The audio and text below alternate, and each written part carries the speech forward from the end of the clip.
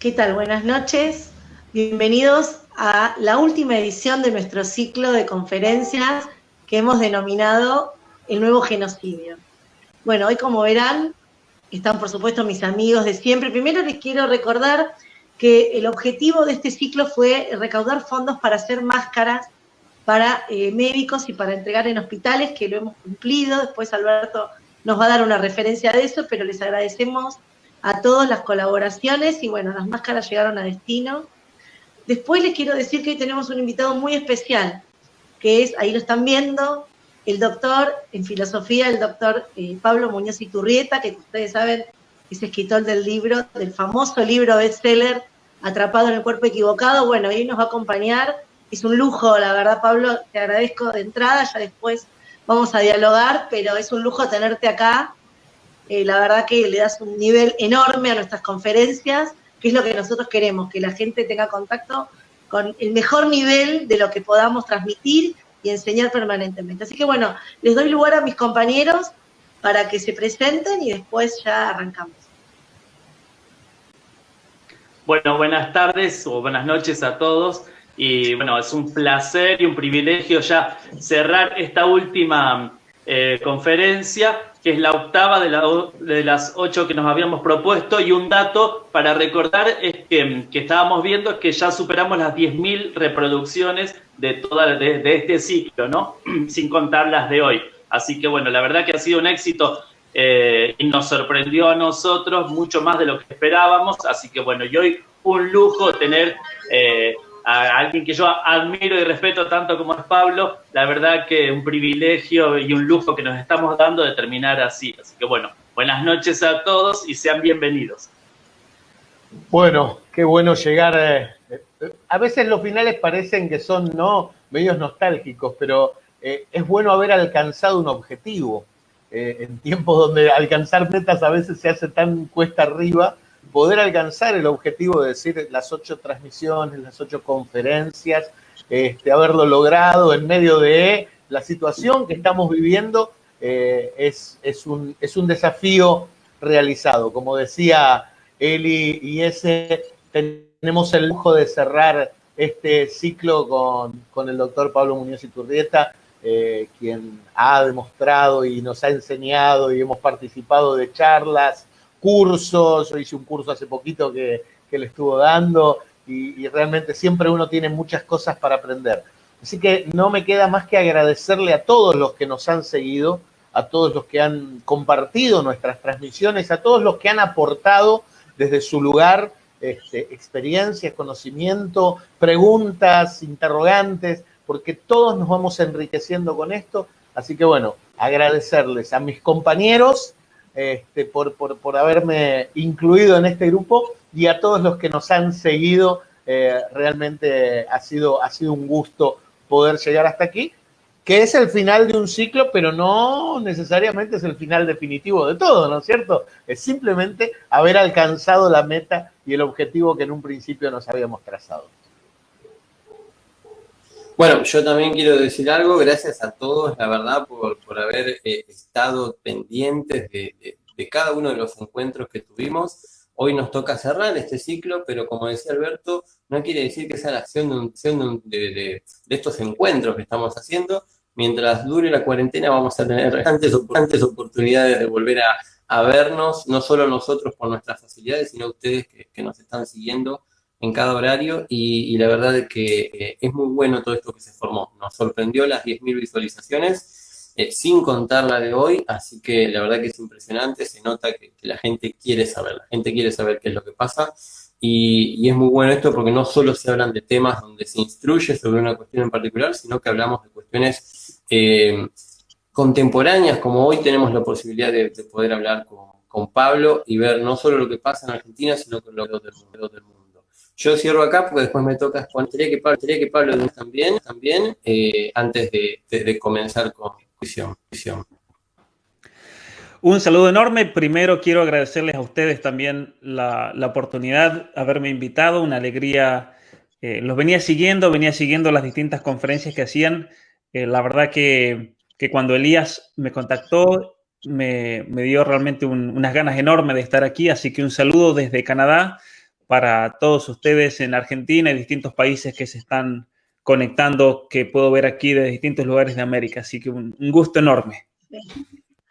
Gracias, Pablo. Bueno, mira, la verdad que hay una ansiedad muy grande para escucharlo a Pablo. Y creo que no demos más vueltas, Pablo. Vamos directo al grano. Pablo, estamos re preocupados en nuestro país con lo que está pasando con la ESI. Vos sabés muy bien porque sé que sos un estudioso. Quiero saber qué es lo que pensás que puede llegar a pasar en el futuro cercano, si pensás que nosotros como pueblo en algún momento podemos llegar a ponerle un límite a todo esto que no es en Argentina. Esto es una cosa, te vimos en Chile, te vemos todo el tiempo que estás por el mundo dando este mensaje, pero ¿cómo ves el tema de Argentina? ¿Vos cómo? ¿No es cierto? Bueno, muchas gracias. Lo tengo también en el Instagram Live porque hay mucha gente que me quería conectar por acá que no tiene Facebook. Me pasó algo realmente preocupante hace unas, yo creo, 3 semanas cuando estaba comenzando todo esto de la cuarentena. Y esto ocurrió gracias a la cuarentena. Más que nada lo digo para que las personas aquellos que están en Argentina y en otros países de Latinoamérica, entiendan lo que significa el peligro ideológico de la educación sexual integral. Países como Chile, por ejemplo, que se está debatiendo, mentirosamente se está debatiendo, como Ezequiel bien lo sabe, que también estuvo exponiendo ante la comisión de la Cámara de Diputados de Chile, donde les venden al pueblo chileno, como pasó en la Argentina y pasa en México y en otros países, te venden un paquete de educación sexual integral como supuestamente liberador, que empodera a la juventud, que libera, que deconstruye ideas y que deconstruye concepciones que en teoría, según lo presentan, son opresivas y demás. Todo un falso engaño. Pero pasó algo que a mí realmente me hizo ver en la práctica, porque la cosa es cuando uno lo ve en la práctica, uno lo puede estudiar, uno lo puede leer un libro, muchos leen mi libro Atrapado en el cuerpo equivocado y quedan realmente choqueados y dicen, bueno, esto se viene duro, pero cuando lo ves en el día a día, cuando te toca verlo en una familia, cuando te toca verlo en un niño, es cuando realmente ahí uno entiende el peligro ideológico de esta embestida y esta colonización ideológica que estamos recibiendo en todo el continente, desde Canadá hasta la Argentina. Resulta que un sacerdote de la ciudad de Toronto, conocido, él leyó mi libro, me invitó a dar una conferencia en su iglesia, había mucha gente, di una conferencia en español, una conferencia en inglés, y hace cosa de un mes, un matrimonio me contactan de aquí de Canadá y me dicen, el padre tal nos dio su contacto, nos comentó de su libro y demás, y él nos aconsejó que hablemos con usted. Bueno, resulta que con el tema de la cuarentena cerraron las escuelas en Canadá, como pasó en Argentina. Y un día, en fin de la primera semana de cuarentena, a este matrimonio les llega un paquete a nombre del hijo, un hijo que tiene 15 años. Cuando ellos reciben el paquete del correo, era de la escuela, venía a nombre de la psicóloga de la escuela. Aquí en Canadá y en Estados Unidos muchas escuelas tienen, bueno, como pasa en Argentina también, psicólogos que están ahí atendiendo niños y casos y demás. Y resulta que cuando abren el paquete, porque ellos decían, bueno, vamos a ver de qué se trata, nunca se imaginaban que se iban a encontrar con una orden para asistir a una clínica de reasignación de sexo para el niño, para el joven de 15 años. Y en esa orden, en una orden médica, para que el niño, como venía la cuarentena, claro, en la escuela no lo iban a poder seguir inyectando, para poder comenzar el tratamiento de bloqueadores hormonales en un primer paso, para luego ahí pasar al paso siguiente, que es la hormonización con hormonas del sexo opuesto, hormonas sintéticas para tratar de feminizar el cuerpo. Entonces, cuando los padres vieron eso, no tenían absolutamente ni idea de qué se trataba. No tenían ni idea de qué se trataba, que era eso, se asustaron muchísimo, le contaron al sacerdote de la parroquia porque ellos son inmigrantes, y eso pasa mucho aquí en Canadá, que están usando inmigrantes muchas veces que no tienen ni siquiera el conocimiento legal, tienen el temor de ir ante el gobierno porque yo me he dado cuenta que aquí a los inmigrantes en Canadá los están usando como el conejo de India de experimentación. Entonces, tremendo. Resulta que ¿cuál era el plan de la escuela, el colegio secundario donde va este joven? Ya le habían cambiado el nombre, incluso en los boletines de las notas, de las asignaturas y demás. Le habían cambiado el nombre. Le habían lavado la cabeza al joven que él, como tenía un padre de Latinoamérica, tenía una madre de una isla del Caribe, entonces, claro, en esos lugares patriarcales y homofóbicos y transfóbicos te imponen un sexo. Y todo esto los padres... y eso pasa también en la Argentina. ¿Cuántas veces vas a la escuela y a tus hijos te los están adoctrinando las 24 horas del día y los padres ni siquiera se dan cuenta? Eso pasó mucho con el tema del aborto. Me pasó conocer muchísimas familias que decían, nosotros somos una familia cristiana o católica, vamos a la iglesia, vamos al templo, y resulta que de un día para el otro mi hija se hizo feminista radical con el pañuelo verde. Recuerdo una iglesia bautista que visité allá por Tigre el año pasado, en marzo, y una de las señoras a cargo del grupo de jóvenes, una gente muy buena que se esfuerza realmente, me contó, de repente el grupo de jóvenes se dividió, la mitad estaba con el pañuelo celeste y la otra mitad con el pañuelo verde. ¿Qué pasó aquí? Y en realidad lo que pasó fue que esos jóvenes, esos niños, habían pasado por un proceso de adoctrinamiento tan largo que cuando los padres se dieron cuenta ya era tarde. ¿Cómo les pasó a este matrimonio? Pero este es un caso tremendo, obviamente. Al hijo, tremendo. El hijo ya en la escuela le habían dicho, después el joven comienza a hablar, le habían dicho en la escuela que tenía que comenzar el tratamiento hormonal. Una vez que cumpliese los 16 años, ya los padres no le podían hacer nada.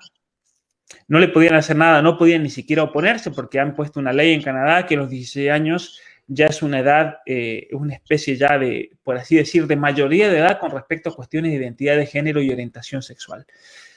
¿Qué pasa entre medio de eso? Entre medio de todo este lío, yo trato de conectarme con un grupo de abogados legales en la ciudad de Toronto para decir, bueno, aquí hay que hacer una embestida tremenda, aquí hay que ir y realmente hay que hundir a esas maestras que están ideologizando y están destruyendo la vida de jóvenes. Y en eso, uno de los abogados me pone en contacto con un miembro del Parlamento de Canadá. Él me contacta y me envía un documento que cuando yo lo vi se me cayeron las medias. Aquí en Canadá, durante la pandemia, hay dos cosas que el gobierno está tratando de imponer, muy parecido a lo de Argentina. Lo primero, en Canadá no hay ley del aborto, no existe. En Canadá lo que hay es un vacío legal. Lo que se denomina vacío legal. ¿Y eso qué significa? En el año 69, el padre del actual primer ministro, Pierre Trudeau, que fue primer ministro por varios términos en Canadá, hizo un daño tremendo, él reformó el Código de Justicia Penal, Código Penal, Derecho Penal, y en el artículo 1 simplemente tuvieron que cambiar la definición de persona humana. Persona humana es todo aquel que ha salido completamente del vientre de la madre, más allá de lo que diga la ciencia y la religión. Eso es el artículo 1 del Código de Derecho Penal de Canadá. Y entonces eso crea, al no ser persona humana hasta que uno haya salido completamente del vientre de la madre, eso crea situaciones como, por ejemplo, el año pasado, el mismo gobierno de Canadá reportó que hubieron alrededor de 95, 96 abortos in partum, que se llama en el parto. Niños que cuando iban naciendo los abortaban por una solución salina en el cerebro. O sea, esto es criminal. En Canadá se hacen alrededor de 101,000 abortos por año. Las cifras del año 2018 fueron 101,000 abortos, pero hay un asterisco que dice que Planned Parenthood no reportó la cantidad de abortos que hizo. O sea, eso lo hace siempre Planned Parenthood. Planned Parenthood nunca quiere revelar a un país cuánto es el dinero que se lleva. Estos fueron los hospitales públicos de Canadá. Entonces, eso por un lado.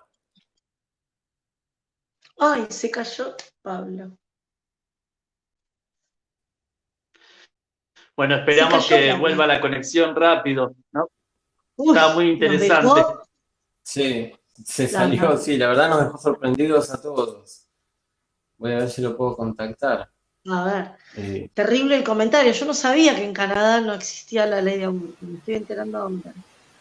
Tremendo el tema de cómo determinan que uno es humano desde el momento en que sale completamente del vientre de la madre. O sea, si el bebé empezó a nacer, que es lo que él estaba explicando, empezó a nacer, pero todavía no terminó de salir, el Sí, lo de homicidio Instagram me ahí ven bien. es permitido. Ahí volvió Ahí Pablo. estoy. Ahí volvió Perdón, Pablo. a los de Instagram le está diciendo que se me cortó en un momento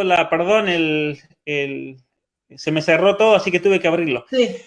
Entonces, ¿qué pasa? Estamos choqueados, Pablo, ¿eh? No, Estamos en shock con lo que nos contaste recién. Bueno, lo que Te digo. me envió este miembro del Parlamento de Canadá, me envió 2 documentos que los tengo que publicar en mi página web cuando tenga tiempo. El primer documento hace referencia a que aquí en Canadá, obviamente, el presidente no quiere dar el debate, abrir el debate del aborto porque sabe que va a perder políticamente. Tienen miedo de que pase lo que pasó en Argentina, que se levante una ola celeste y al menos que políticamente sea mala propaganda. Entonces, ¿qué hacen en Canadá? Lo han dejado en la oscuridad absoluta el tema del aborto. Simplemente lo han despenalizado. No hay ningún tipo de regulación, lo cual lleva a que se produzcan carnicerías como la que estamos mencionando. Porque no es delito tampoco, Pablo, entonces. No es delito. No hay una figura penal que sea delito. No hay figura penal de absolutamente nada, porque hasta que el bebé no salga completamente del vientre de la madre, no se le puede imputar nada a la persona. Es tremendo eso. Ahora, ¿qué pasa? Una de las cosas que hacen los hospitales públicos aquí en Canadá, porque también es un gran negocio de fondo, es que cuando la persona está embarazada a las 12 se le hace una biopsia al bebé. En muchos casos, por ejemplo, se hacen biopsias embrionarias, eso se hace en las clínicas de fertilización in vitro y demás, por las cuales ellos pueden determinar ciertas patologías congénitas. La primera y más preocupante, según esta mentalidad abortista, es el síndrome Down. Obviamente, aquí en Canadá, el 95% de los niños de síndrome Down son abortados antes del nacimiento. Cuando esa noticia en Islandia es el 100% de los niños síndrome Down son abortados antes del nacimiento. Muchos preguntan, bueno, ¿cómo puede ser? Bueno, se hace una biopsia, se saca el líquido amniótico y eso revela si el niño tiene síndrome Down o no. Y lo que han hecho aquí en Canadá, como han habido algunas fallas a veces en la biopsia, o han habido padres que no se lo han hecho, entonces se los tilda de irresponsable. ¿Cómo van a tener un niño con síndrome Down y traerle una vida de sufrimiento y demás? Entonces, hay un legislador en Canadá que durante la pandemia, una de las cosas que están tratando de pasar es crear un marco legal para el cual en las primeras 6 horas de vida de ese recién nacido esté incluido en el concepto de no persona, de tal manera que los padres al observar al hijo tengan un lapso de 6 horas para decidir si lo quieren tener o no. Es tremendo esto. Es tremendo. Y ¿yo por qué cuento esto? Porque Canadá es el modelo, eso no significa que aquí en Canadá todo el mundo esté a favor de eso o que todo el mundo ni siquiera se entera. Aquí la gente en general ni se entera de esas cosas. Mis amigos canadienses, miren lo curioso, muchos de ellos se enteran de todo esto por mí, porque yo soy el que está investigando y tratando de una locura. Muchos en Argentina me dicen, nos enteramos por vos de muchas de las cosas que están pasando, pero aquí en Canadá pasa absolutamente lo mismo, porque aquí en Canadá hay un silencio absoluto de los medios están comprados en Canadá, todos están comprados para llevar a cabo esta agenda progresista. Y hablando de eso, una cosa que descubrí hoy muy relacionada a la Argentina. ¿Se acuerdan que cuando fue toda la campaña del aborto en el año 2018 salió en el New York Times una página enorme verde con una percha, una propaganda a favor del aborto de Amnesty? Bueno, me llegaron unos datos muy interesantes que ¿por qué Amnesty International pagó $1 millón para tener esa página ahí? En realidad son coimas disfrazadas en nombre de propaganda. Porque realmente, yo les voy a decir algo a los estadounidenses, a los neoyorquinos que compran el New York Times, ¿qué les importa a ellos si en Argentina se debate el aborto? No les interesa absolutamente nada. Argentina es para ellos un país hundido, un país irrecuperable, un país con una deuda externa enorme, un país que sirve para ir a visitar, comer alfajores, tomar mate, ver fútbol cuando lo ven a Messi y ya está. Pero no significa Argentina dentro de la estructura geopolítica de Estados Unidos un país significativo. Para nada, absolutamente para nada. Y entonces, ¿por qué van a gastar $1 millón o como lo hizo en su momento Cristina Kirchner, que pagaron una tapa, también una solicitada en el New York Times? Resulta que, y esto me lo comentaba una persona, periodista alemán, que ha estudiado mucho este tema, porque él lo vivió dentro de su carrera. Él dejó la carrera periodística por la corrupción que hay. Él me decía, posiblemente lo que pasó es que en Argentina, todos los medios argentinos, La Nación, el Clarín, Infobae, Página 12, están todos comprados por el New York Times. Y entonces, el New York Times, para poder mover toda esa masa de manipulación mediática, él pide mucho dinero. Pero ese dinero, ¿cómo puede hacer un diario como el New York Times para blanquearlo o para tratar de evitar cualquier rastro, por así decir, de comercio y demás? Simplemente les exige que pongan una solicitada el día domingo en la página 3 o en la página 5, les cobra $1 millón, porque eso es lo que cuesta, y se acabó el problema. Y es así como funcionan. Es así como funcionan. Entonces, en Argentina es claro todo esto que está pasando. Ciertamente. Y esto es a donde vamos. A lo que iba con esto es que en Canadá todos los medios están comprados de tal manera que se esconde esto. Lo segundo que se está escondiendo durante esta pandemia en Canadá es que el presidente de Canadá, el primer ministro, le ha enviado una orden a la Corte Suprema, o sea que la democracia no existe, para que la Corte Suprema ordene al Parlamento crear una ley, y así lo hicieron con la eutanasia, así lo han hecho en muchas otras situaciones, que las uniones del mismo sexo, la Corte Suprema le ordena al Parlamento crear una ley, o sea, no hay división de poderes. Y la ley que le quieren obligar, y ahora la van a tratar en la Corte Suprema, es prohibir a todo psicólogo, psiquiatra, médico, a tratar cualquier tipo de problema de identidad de género, identidad personal, orientación sexual, como un problema. De tal manera que todos los médicos, psiquiatras y psicólogos que se dedican al tema pierdan automáticamente su licencia e incluso enfrenten penas de cárcel. Pero estamos hablando de 3 años, de 5 años de cárcel. O sea, es tremendo. Las disforias, ¿no? Bueno, de las disforias de género, cuestiones de transexualidad. Cuando miren, aquí, a esto voy también yo, cuando una persona con disforia de género, con una persona con algún tipo de trastorno de identidad sexual, con una persona incluso transexual, son ellos los que van a buscar ayuda al psicólogo, al psiquiatra. No es que los psicólogos, los psiquiatras andan desesperados con una red que los mete en una jaula y le dicen, vine que te trato. Y eso cualquier psicólogo o psiquiatra se los puede decir. El caso típico es los padres que están desesperados porque el hijo es homosexual o la hija lesbiana y se lo llevan al psicólogo. Cualquier psicólogo del mundo les va a decir, no, ese joven, esa chica tiene que venir por su propia cuenta. No sirve. No sirve si ustedes me lo traen a la fuerza. Eso ya de entrada ya no va a funcionar. Entonces, ¿para qué perder tiempo con una persona que no viene por su propia voluntad? Y muchas veces lo que hay que esperar es que la persona toque fondo y la persona misma, por la depresión, por la ansiedad, por el intento de suicidio, por la tristeza, por el desorden emocional, se dé cuenta, necesito ayuda. Y es ahí cuando uno puede decir, bueno, te voy a dar una mano, como me ha pasado a mí en conferencias en Argentina, en México, en Costa Rica, en Chile mismo también. He tenido conferencias donde he tenido a transexuales, he tenido a lesbianas, he tenido a jóvenes homosexuales, que después ellos mismos te vienen a agradecer, y muchos están en contacto conmigo por WhatsApp, por mi página y demás, porque realmente se dan cuenta de que uno aquí no viene a destruirlos o atacarlos porque sí, sino que les viene a tender una mano por la situación tremenda que pueden estar viviendo. Y la tercera cosa que el gobierno de Canadá le ha mandado a la Corte Suprema, le ha ordenado a que reforme, es el hecho de que pueda hacerse eutanasia a niños y a personas con problemas mentales, especialmente la depresión. Lo cual es tremendo porque... La eutanasia. ¿Por qué? Porque la eutanasia aquí en Canadá es legal. ¿Pero cómo ocurrió? Justin Trudeau le ordena a la Corte Suprema que se decida sobre la eutanasia. La Corte Suprema dice, existe el derecho humano a morir.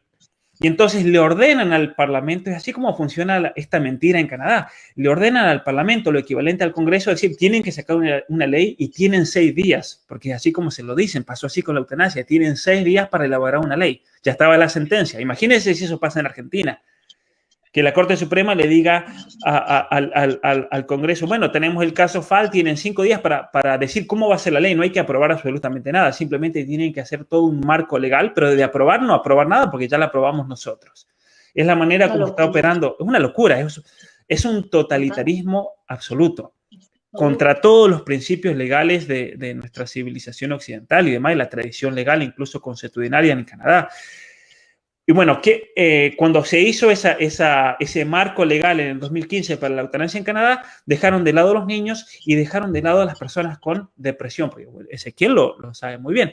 La persona con depresión es la persona que está en mayor riesgo de todos los grupos para cometer el suicidio. Entonces, los psiquiatras dijeron, miren, no pueden darle el derecho, por así decir, al suicidio de una persona deprimida, porque si no se acabó la psiquiatría, se acabó la psicología, se acabó todo. Si eso es la profesión nuestra, es tratar de sacar a la persona de una situación así. Bueno, ahora la quieren reformar para incluir a personas con depresión y problemas mentales, que ellos también tengan acceso al derecho a la eutanasia, lo cual es tremendo. Y también les digo de vuelta, son las 3 cosas que se están debatiendo ahora en Canadá, a las espaldas de toda la gente, mientras los medios te bombardean con el coronavirus. Esto es lo que quieren imponer en toda Latinoamérica. Canadá es el país, obviamente, de experimentación de todas estas leyes, y las cosas que uno ve aquí y que uno se encuentra en las historias, realmente es triste. Me ha pasado con muchas familias mexicanas, por ejemplo, que vienen aquí y les comienzan muy tempranamente el lavado de cabeza a los hijos, padres que se arrepienten, decir, bueno, ¿para qué me vine? Lo que pasa en Canadá pasa en nuestros países, es terrible, y esto lo vamos a ver. Pero por eso yo creo que... Quizá estás haciendo futurología para nuestro país, te digo, porque casi todo lo que pasa en Canadá después viene para acá. Y realmente yo esto lo digo para que la gente se levante y no se queden con los brazos cruzados. Cuando yo el año pasado, por ejemplo, me fui, que incluso el pastor Alberto Sabacini me prestó su iglesia ahí en Buenos Aires, ahí lo conocí a Elías, que fuimos a Santa Fe, lo conocí a Ezequiel. El año pasado recorrí 80 ciudades y pueblos sin pedir nada a cambio. En muchos lugares, gracias a Dios, me ayudaron con el pasaje, además, otros lugares me tenía que pagar todo yo, pero porque yo quiero que lo entiendan todos los argentinos. Yo quiero que entiendan que esto realmente se viene muy pesado. Se viene muy pesado. En Argentina el aborto ya está decidido. En Argentina los poderes de este mundo ya han decidido que en Argentina el aborto tiene que ser legal. Y Macri obviamente que asintió y lo puso al debate. Ahora Alberto Fernández está yendo mucho más lejos porque yo creo que es mucho más todavía abortista, al menos como se muestra él políticamente, en el sentido de que él dice sí, que se tiene que hacer ley. No es solamente un debatir por debatir, sino que se tiene que hacer ley. El proyecto ya lo tienen listo. Es decir, hay muchos intereses y hay que tener una mirada también geopolítica de todo esto. Hay organizaciones que están decidiendo el futuro de la Argentina, como la Open Society. Eso no es una teoría de la conspiración. La Open Society tiene contratos con el Ministerio de Educación de la Argentina. Por eso la ESI hay que leerla también desde esa perspectiva. Hay que tener una perspectiva geopolítica en todo esto. El tema de la ESI, el tema del Ministerio de Salud de la Argentina. El Ministerio de Salud de la Argentina está manejado por Planned Parenthood. Eso es un hecho. Es un hecho. No solamente en Argentina, esto pasa en todos nuestros países de Latinoamérica, ¿no? Pablo, ¿sabes qué? Como nos quedan unos 10 o 15 minutitos, no mucho más, yo quisiera que mis compañeros quizá te quieren hacer alguna consulta, ¿puede ser? Seguro, vamos. Dale. Así que bueno, le paso la palabra así podemos sacarte el jugo. Qué interesante esto que vos decías, Pablo, esta relación que estableces. A mí me inquieta muchísimo, porque yo todavía no le puedo encontrar bien la relación en cuanto a la modificación de la ley de salud mental acá en Argentina con relación a las políticas de género. Vos sabés que la semana pasada estaba estudiando en el DSM-5 la definición de disforia de género, que en el DSM-5 aparece como patología, pero es tan ambigua que no se puede sacar nada en claro, ¿viste? Claro. Se nota que ahí hubo una intervención del lobby LGBT terrible para modificar. pero esta relación que hay entre el manual, el DSM-5, la ley de salud mental para aplicar, porque la ley de salud mental yo no me acuerdo bien en qué año fue, pero creo que fue correlativa más o menos con la de la ESI, yo no me acuerdo del año, no sé si fue en el 2010 que se aprueba acá, que se modifica, pero lo que sí recuerdo es que la misma gente que militó el aborto, que milita la ESI, que tiene vínculo con la cámpora, con el kirchnerismo, esa gente andaba con copias en un librito, manualcito de la nueva ley de salud mental, lo andaban regalando por todos lados porque hacían propaganda de eso. Entonces yo siempre los asocié. Ahora, claro. A ver, lo que yo quería decir era esto, esta relación que hay entre lo legal y tomarlo como patológico y patologizarlo o no, o quitarlo de la patología en cuanto hay una intervención fuerte de un lobby. ¿Conoces algo con respecto a la ley argentina, si se intervino o no, y si sabes algo de por qué en el DSM-5 hubo esta interferencia? Ciertamente que el DSM-5 lo conozco bien porque tengo varios conocidos psiquiatras que estuvieron en esa gran conferencia donde se hace la quinta edición, y ellos me contaban que hubo una fuerte interferencia de la Organización Mundial para la Salud para tratar de eliminar de la psiquiatría, incluso de la medicina en general, la noción de normalidad, lo cual es una locura. Es como en el ámbito, por ejemplo, de la ley, eliminar la noción de justicia. Sí. Claro. En el New England Journal of Medicine, que es una revista científica más prestigiosa en el mundo de la medicina, el año pasado salió un artículo en el cual se proponía directamente eliminar la noción de normalidad en la medicina y el concepto de normalidad, porque eso daba lugar a estereotipos opresivos y a discriminación. Discriminaciones, me imagino. Claro, ¿y cuál era el ejemplo que ellos daban de discriminación y demás? Es que hoy en día el hombre puede quedar embarazado, hay hombres con vagina, hay mujeres con pene. Esos eran los ejemplos que uno decía, pero esto es una locura ideológica. Con respecto al DSM-5, Ezequiel, coincido completamente con vos y eso lo analizo también en mi libro. La definición que ellos dan de disforia de género es totalmente ideológica. Está fundamentada en la Organización Mundial de la Salud. Lo que en principio quería hacer el lobby LGBT igual era mucho más. Querían eliminar la disforia de género, que no aparezca nada. Claro. Hacer un vacío psicológico. No llegaron. Claro. Pero lo van a hacer en el 6, porque hay una presión tremenda, de grupos LGBT, hay que manejan mucho dinero de los medios, grupos de derechos humanos como el Human Rights Campaign de Estados Unidos que presiona muchísimo, incluso a las mismas universidades. El año pasado lograron que suspendan a 2 psiquiatras muy conocidos en Estados Unidos, lograron que los echen de la universidad. Porque estas fundaciones como Rockefeller, como el Human Rights Campaign y demás, ponen tanto dinero en el sistema universitario estadounidense que después lo tienen del cuello. Porque en Argentina muchos dicen, bueno, el Estado es el que, y tienen razón, el Estado subvenciona la educación, está subvencionando ideología y demás. Pero en Estados Unidos, que es privatizada, están teniendo un problema gigantesco, salvo que tengan principios enormes, como pasa con algunas universidades católicas o cristianas que tienen principios y no aceptan donaciones de estos grupos. Pero la mayoría de las universidades estatales en Estados Unidos, los grupos económicos, la oligarquía, por así decir, financiera internacional, los Rockefeller, Soros y demás, la Fundación Gates, ponen tanto dinero en las universidades que ellos, si no expulsan a un profesor de la universidad, hacen colapsar la universidad económicamente. Claro. Pablo, mientras le agradecemos a Elías por la verdad que me encantó la idea del sindicato docente Provida, ya lo vamos a profundizar. Le quería pedir a Alberto, porque él seguramente tiene alguna consulta también para hacer. Sí, ¿qué tal, Pablo? En realidad yo me pregunto, ¿no? Y pregunto en voz alta para que Pablo también, porque tiene más que ver con lo reflexivo que con otra cosa mi pregunta.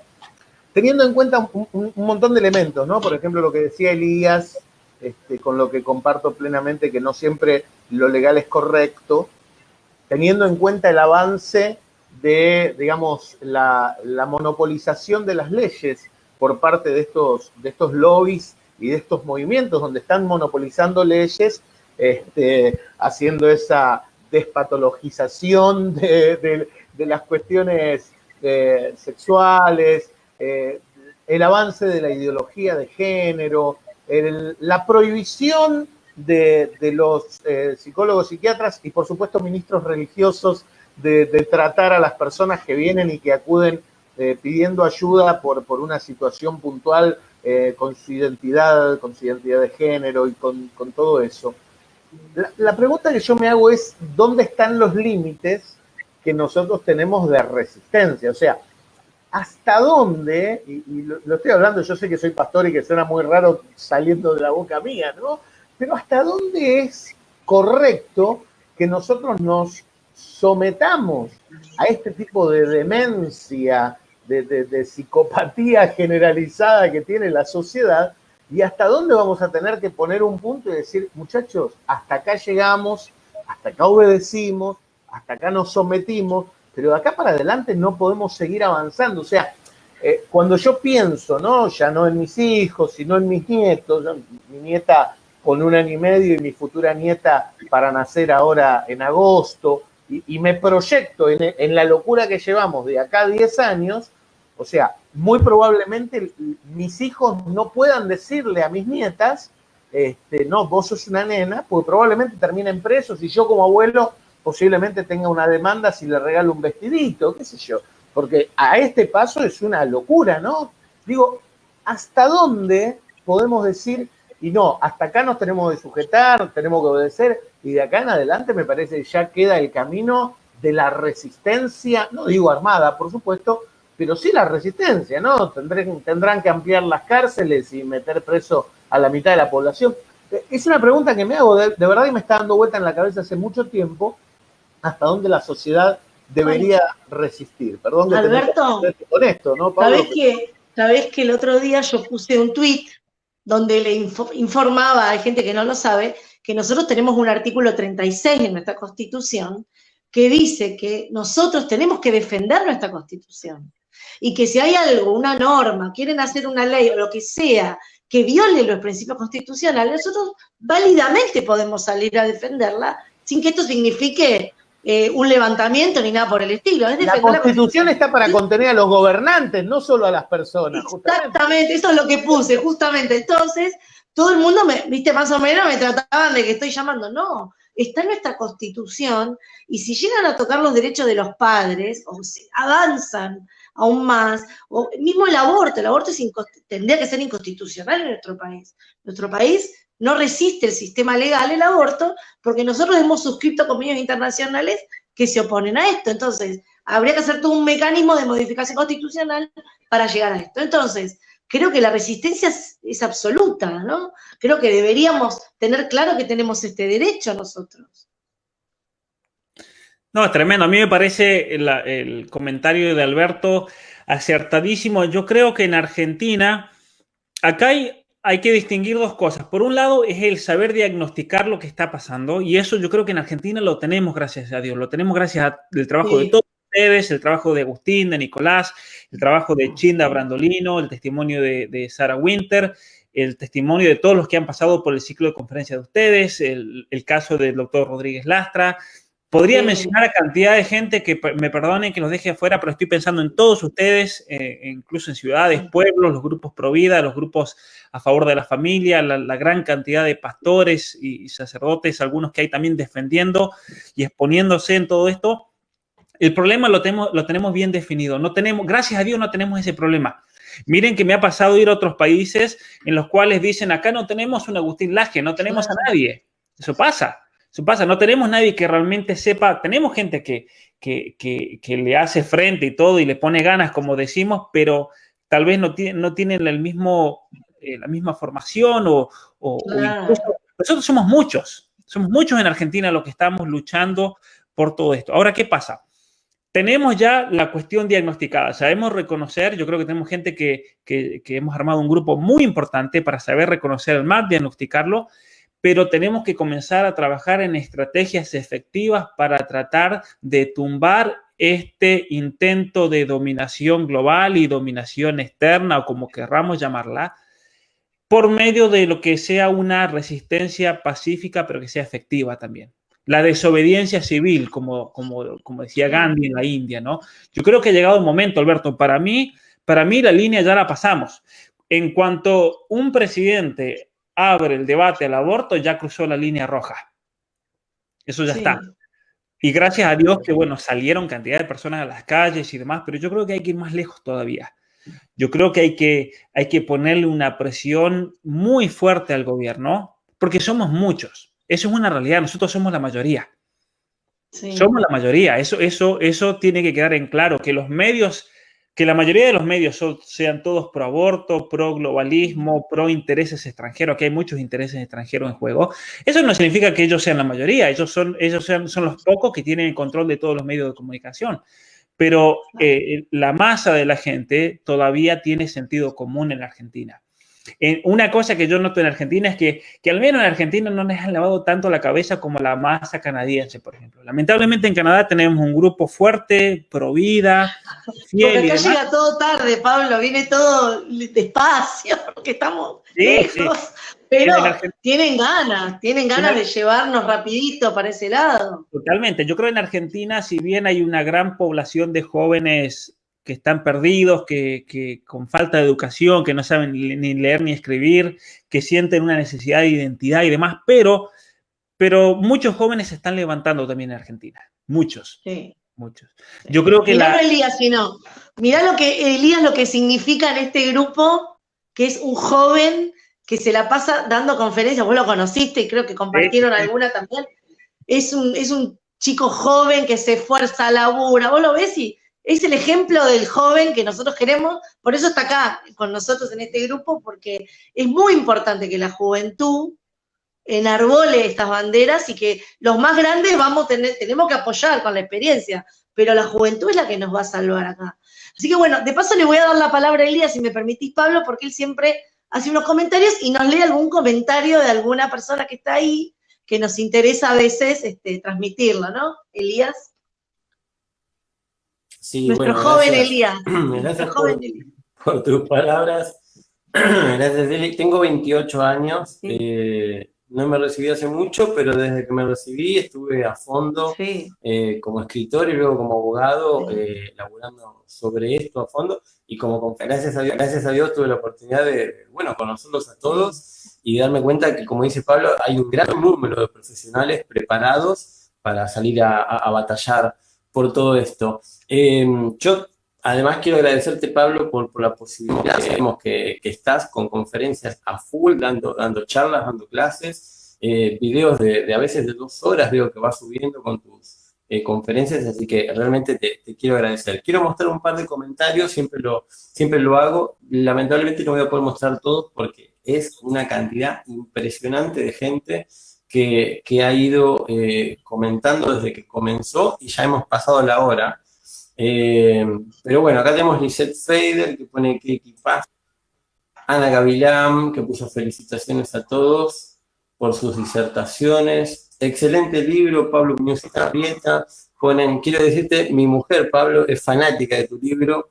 Lo leyó entero, ya lo prestó a otra familia para que lo lean. Así que la verdad que es increíble. Silvana, de Córdoba, nos ha puesto excelentes conferencistas, de Río Primero, ahí está. Sí. Saludos, Silvana, ella organizó una gran conferencia. Sí, me acuerdo. Qué gran equipo nos pone Marian, escucharlo es una bendición. Acá tenemos al doctor Fernando, que en algún momento le vas a traer a hacer una entrevista también para que hable. Otro de los grandes referentes. Un referente intachable, Fernando, el trabajo que hace con médicos, la verdad que es destacable también. Sí. Y bueno, después tenemos comentarios de gente de Docentes del Reino, gente de Docentes por la Vida. Claro. Acá, por ejemplo, Eduardo Greco, un gran amigo mío, dice aquí Docentes del Reino, Buenos Aires. Viviana, si no me equivoco, es de Docentes por la Vida. Gracias por estar aquí. Sí. Viviana es también una laburante del tema, se la juega, pero hay un montón de gente, como dijo hoy Pablo, son tantos Si tenemos que nombrar, estamos un montón. Y eso te da como una esperanza. La verdad que yo trato de no deprimirme, porque si me tengo que deprimir, me paralizo. Pero yo tengo como una esperanza, no sé si es que Alberto, como pastor, nos va conduciendo en ese camino fuerte de decir, tenemos que seguir. No va, o sea, hay que pensar que esto va a salir, esto tiene que salir bien. Tenemos que pelear por nuestros hijos y por nuestros nietos, me parece. Sí, ¿No? sí, y permítame decir algo más, y yo termino Sí. desde mi lugar. Hizo una mención Ezequiel sobre el tema de la ley de salud mental, y me tomé el tiempo mientras hablaban de buscarla como para dar también un pantallazo sobre esta cuestión, sobre en qué año se reformó, en qué año se sancionó, cómo viene en cuanto a su correlatividad con las demás normas. Bueno, lo llamativo, si se quiere, por así decirlo, es que esta ley de salud mental que hace mención Ezequiel se sancionó justo un poquito, unos meses después, el mismo año que cuando se sancionó, en realidad se reformó la ley de matrimonio civil y se creó la ley de matrimonio homosexual. Entonces, ahí ya tenemos un pantallazo del mismo año con los pulsos políticos, claro, mismo Congreso que saca ley de matrimonio igualitario u homosexual y reforma de la ley de salud mental. Y 2 años después, en Argentina, se sanciona la ley de identidad de género. Entonces, ahí vemos cómo va consecutivamente desarrollándose todo. Simplemente ese comentario quería dejar y yo ya termino. Gracias, Pablo, de verdad, gracias a todos por estar. Cierro mi micrófono y dejo que los demás puedan hablar, pero de verdad, y gracias a ti, que hoy la verdad creo que hemos hecho un pico tremendo de vistas. Así que gracias a todos, sinceramente. Con el invitado de lujo que tenemos, como no hacer semejante pico. No es para menos. Claro, Bueno, no es para menos. Porque aparte no le comentamos a Pablo, ¿no? ¿Quién le cuenta a Pablo nuestro secreto a voces? Ah, vos se lo contás, vos que sos la más chusma. Yo soy la mujer, ¿viste? A mí me toca el rol, ¿viste? El patriarcado de esta conferencia. Me otorga. Estoy sometida al patriarcado en esta conferencia. Me despido, así los dejo a ustedes para que puedan terminar. Vos le puedas chusmear a Pablo. Bueno, y me despido agradeciéndole, Pablo, muchas gracias, de verdad. Gracias. Sabemos, como dijo Elías, que estás a 1000 recontra ocupado y te tomaste este tiempo para compartir con nosotros. Te agradezco enormemente. Y bueno, y le agradezco a todas las personas que nos han acompañado durante todo este tiempo. Próximamente muchas más novedades, muchas más sorpresas, pero hasta acá, completando este ciclo. Gracias, Elizabeth, gracias, Ezequiel, gracias, Elías, por haber compartido también este espacio conmigo. Lo sigo mirando mientras Eli y ese le chusmean a Pablo lo que le tienen que chusmear. Bueno, ya para hacer la despedida, Pablo, sabés que nos decidimos y estamos escribiendo un libro con estos 3 locos que están acá y la loca que está acá hablándote. Así muy que bien. Va a ser un gusto, sí, vamos a hacer un libro. Nos va a hacer el prólogo el doctor Rodríguez Lastra, que como vos sabrás, lo consideramos sin dudas una persona muy importante en nuestra causa. Y la portada la va a hacer la señorita Lisette Fader, que como le censuraron su obra, claro, como le censuraron su obra, la vamos a estampar, una obra de ella en un libro, y ya nunca más, por estar en un libro justamente, nunca más va a poder ser censurada. Gracias a Dios. Así que bueno, yo también me despido. Pablo, ahora te va a despedir Ezequiel, me quedo acá, y te agradezco enormemente todo lo que haces por los argentinos específicamente, porque veo tu amor hacia la Argentina, se ve en cada cosa que te veo, en cada conferencia, y eso es algo muy entrañable, porque a la distancia igual se nota tu calidez y las ganas que tenés de ayudar a este pueblo. Así que te mando un beso enorme y de corazón, hermano. Espero que nos veamos pronto. Un saludo enorme. Gracias.